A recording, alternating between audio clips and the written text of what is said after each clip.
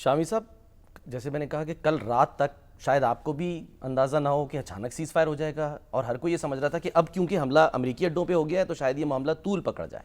دیکھیے، جب قطر پر جو امریکی اڈہ ہے اس پہ حملہ ہوا اور پھر سعودی عرب کی طرف سے اس کی مذمت سامنے آئی، پاکستان نے بھی تشویش کا اظہار کیا، تو معلوم ہوا کہ عرب دنیا جو ہے اور ایران کے درمیان ایک بڑی خلیج واقع ہو جائے گی اور ایک نئی صورتحال پیدا ہو چکی ہے، اور یہ جنگ اب پتہ نہیں کتنا اس میں بڑھوتری ہوگی اور یہ کہاں کہاں پہنچے گی.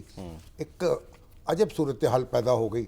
تیل کی قیمتیں ہیں ان میں اضافہ ہو گیا، ایک افراتفری پھیل گئی. جی، لیکن یہ کہ جب ہم صبح اٹھے تو دیکھا کہ منظر ہی بدلا ہوا تھا، اور پریزیڈنٹ ٹرمپ جو ہیں انہوں نے ایک عجب یعنی کروٹ لی. انہوں نے اپنے آپ کو اس تنازع سے الگ کر لیا اور وہ ثالث بن گئے.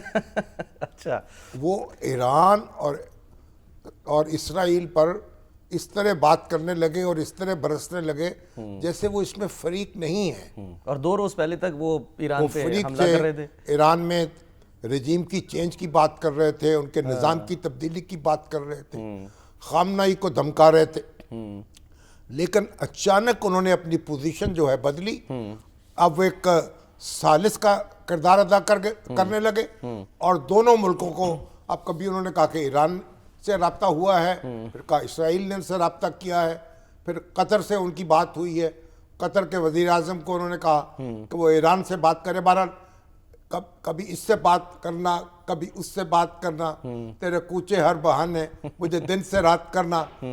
جس سے پہلے بات کی، جس سے آخر میں بات کی، جس سے درمیان میں بات کی، اور پھر جو عرب دنیا ہے اس میں ایک بڑی ایک سراسیمگی تھی، ایک غصہ تھا کہ یہ کیا ہوا. یہ تو بڑا صورتحال جو ہے تب بہت ہی ایک تبدیل ہو سکتی ہے. کہ یعنی اگر امریکی اڈوں پر، جو ظاہر ہے کہ قطر میں جو امریکی اڈہ ہے وہ قطر کی سرزمین پر ہے اور قطر کا حصہ ہے، جب وہاں حملہ ہوگا یا دوسرے ملکوں میں کوئی 9 یعنی کئی ملکوں میں میرے خیال 9 سے زیادہ اڈے جو ہیں 19 ہیں سر، 19. جی ہاں، 19 اڈے امریکہ کے موجود ہیں. بالکل. کوئی 50,000 کے قریب فوجی وہاں ہیں، اور سب سے بڑا اڈا وہ یہی ہے جو کہ الودیع جس کے اوپر بہت بڑا اڈا ہے. تو بہرحال لیکن پھر یہ معلوم ہوا کہ ایران نے یہ اطلاع کر دی تھی، اور پریزیڈنٹ ٹرمپ نے اس پر ایران کا شکریہ ادا کیا. جی ہاں، پہلے جو ان کا ٹویٹ آیا، پیش کی اطلاع کر دی تھی کہ ہم حملہ کرنے والے ہیں، اس لیے وہاں سے لوگ انہوں نے ہٹا لیے اور کوئی جانی نقصان نہیں ہوا، اور اس پر انہوں نے ایران کا شکریہ ادا کیا. تو یہ سر کیا غصہ اور ٹھنڈا پھر کرنے اس کے کے بعد لیے یہ ہے کہ انہوں نے اسرائیل، ایران، امریکہ، مشرق وسطی سب کے لیے جناب دعائیں، اور ایک بڑے بابا جی بن گئے. ٹرمپ بابا نے سب کے لیے دعائیں دینی شروع کی اور سب کہا کہ ان پہ رحمت ہو سب پہ، اور ان کے لیے دعائیں سراپا دعا بن گئے. تو بہرحال ایک بڑا ایک ڈرامائی دنیا کے لیے مسیحا بن کر سامنے آ گئے، پوری دنیا کے لیے، پوری دنیا.